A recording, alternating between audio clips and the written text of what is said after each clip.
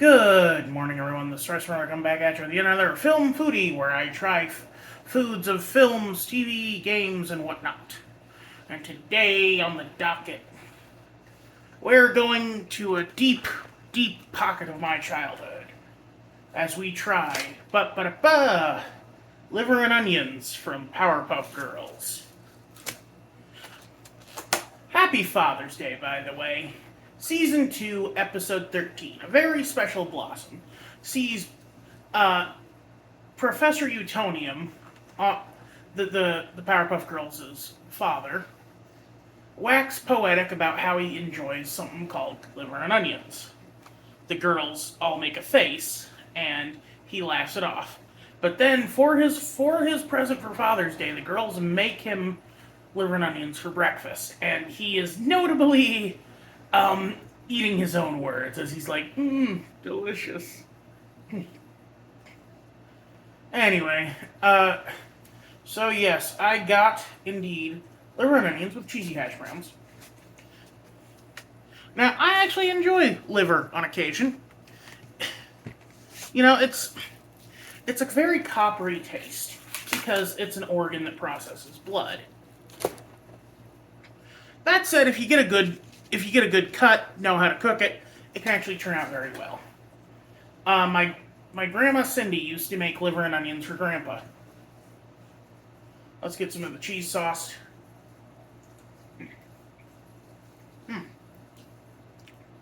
That's good cheese sauce.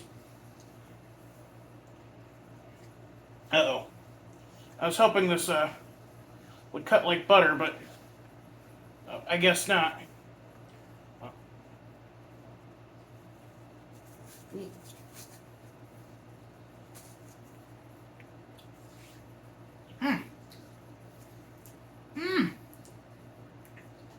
Lightly breaded, fried in a pan fried. So you do get a bit of that metallic taste, but it's counteracted by the light breading and seasoning and, of course, onions. Yeah.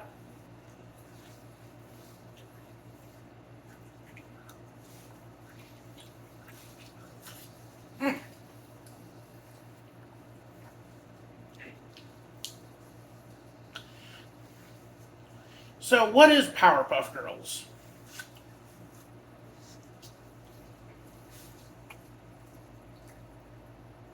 Powerpuff Girls is a 90s into 2000s animated series created by Craig McCracken and his wife Lauren Faust, chronicling the lives of three kindergartners with superpowers. They each have a similar power set to Superman. Flight, super strength, super speed.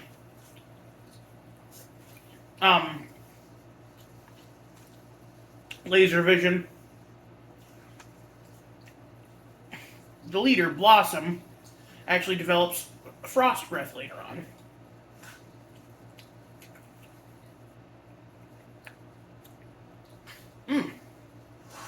And while Powerpuff Girls sounds a little girlish, a more accurate descriptor of the show comes from its original title, Whoop-Ass Girls.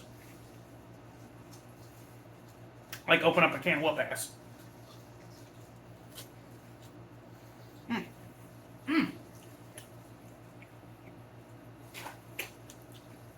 It's a very strange show, combining references to DC heroes, kaiju,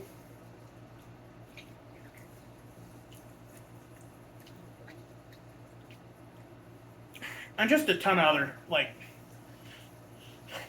looking at the world from the looking at a normal world from the perspective of three children. Or looking at the normal world of children through the perspective of three superheroes. Like an episode about bullying turns into a fight against a giant glue monster that ends with the firebrand of the team, Buttercup, having to apologize. In fact, one of my favorite episodes of the series doesn't even have a fight in it. It's just a supervillain going through his normal day. Just another manic mojo. A lot of great episodes star Mojo and JoJo. as the villain. A super intelligent chimpanzee whose brain has grown so much that he needs to keep it in a glass, that he has to like use a glass dome over his head to protect it. And he speaks with this very strange,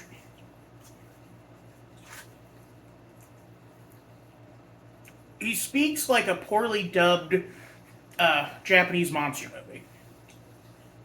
Because, Japanese people pronounce more syllables than we do here in the States. So, like, say, well, just look at, just look at the American versus Japanese pronunciation of Krillin. In America, we pronounce Krillin's name Krillin. In Japan, they pronounce it Kuririn. So there's that extra syllable in the middle there. And so to make dubbing over easier, back in the day, they would just have people talk more to fill in the syllables. Anyway, I've explained enough about that. Let's get to the actual episode. So Professor Utonium talked about how liver and onions is delicious. The common thread in the game in the old cartoon was that the girls wouldn't like something, and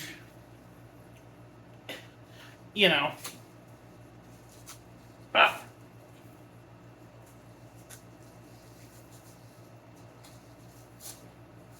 Ah.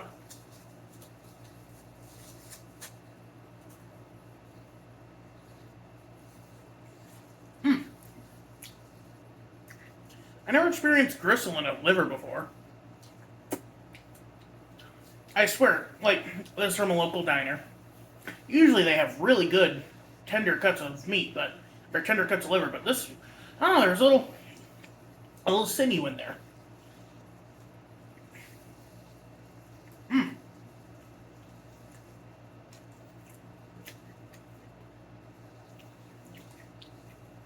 Anyway, so let's say, like, broccoli, or there's a whole episode surrounding eating of broccoli. I won't spoil the twist on that one. Then there's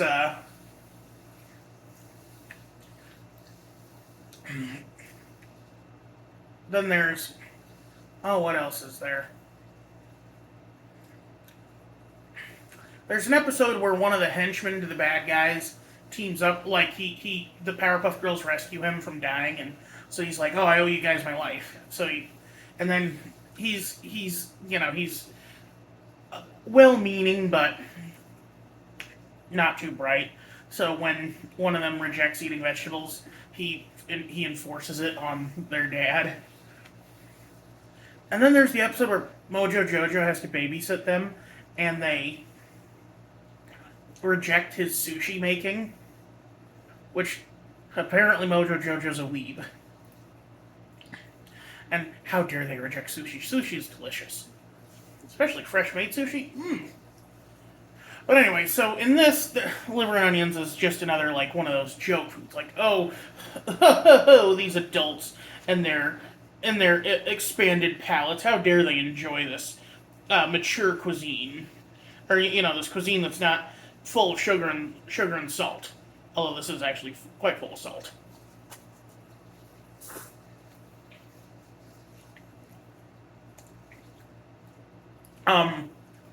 The actual crux of the episode, though, is Blossom stealing a set of golf clubs for the professor during a riot. Like, someone broke the window to the shop. She'd seen the professor pining over those clubs earlier. So she steals them.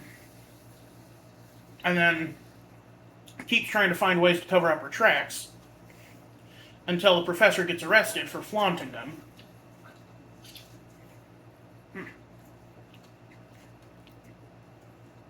She tries to frame Mojo Jojo, even, the poor guy, when all he was trying to do was build a model ship because apparently his dad was naval commander. Even though in a different episode we find out that Mojo Jojo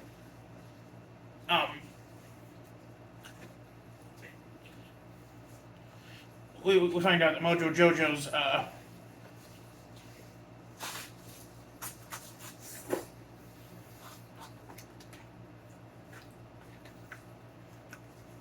actual origin story is that he was Professor Utonium's lab monkey, and the same explosion that created the Powerpuff Girls also gave him super intelligence. Which doesn't make a whole lot of sense, but the chemical that gave birth to Powerpuff Girls, Chemical X, is kind of just like a do-whatever chemical, a random mutagen that has done everything from turn sugar, spice, and everything nice into 3 sentient beings to give a man tentacles. Anyway, what's interesting about this episode is that, like,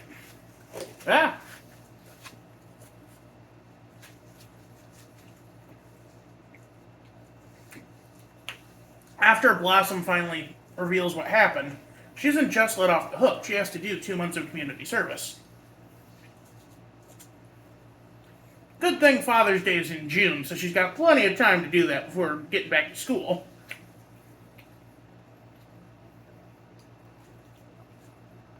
Like getting sentenced to 200 hours of community service seems like a harsh punishment for a literal kindergartner, but the message is there.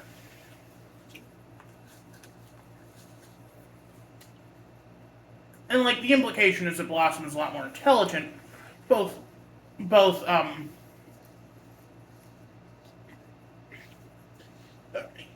is a lot more intelligent than your average kindergartner.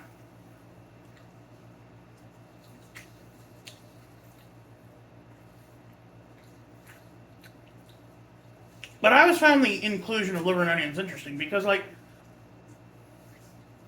it's not one of the common, ew, gross foods that kids talk about in cartoons.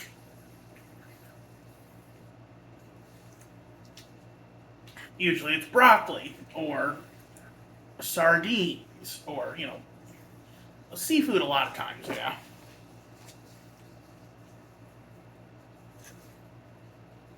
Like, especially, like, green vegetables and seafood are the 2 main ones.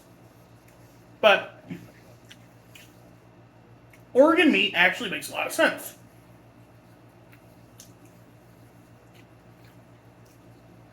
Not every kid wants to eat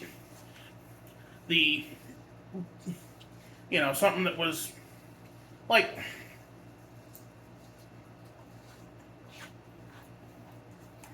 there's a weird grisliness to eating organs.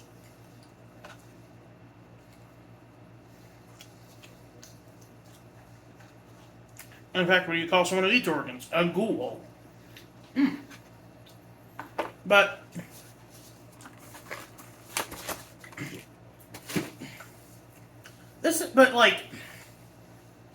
there's nothing to be afraid of with organ meat as long as it's prepared correctly. You get prions disease or whatever that's called. Mad cow disease. Plus, you eat organs all the time, you just don't know it. Hot dogs.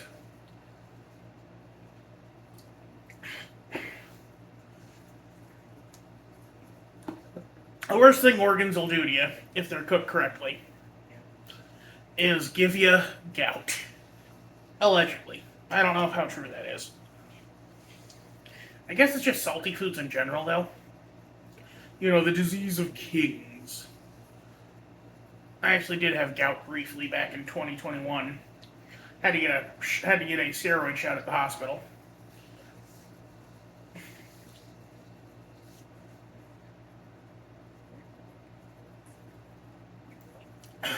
My grandma says gout, poor woman. Her finger looks really weird and swollen sometimes. Hence why she's no longer allowed to eat red meat, I guess. Or salt. Anyway, that was good. Go try liver and onions. That's a really good dish. lightly breaded, t- tastes good, like caramelized onions. Like, it's a good time. In fact, I'm actually surprised that Powerpuff Girls use that as the thing because, like, liver and onions are, like, liver and onions have stuff kids like it. Butter for the caramelized onions. It's usually lightly breaded somewhat. Like, yeah, it's pan fried instead of deep fried, but there's still a little breading on there. Not quite a batter, but, excuse me, a dusting.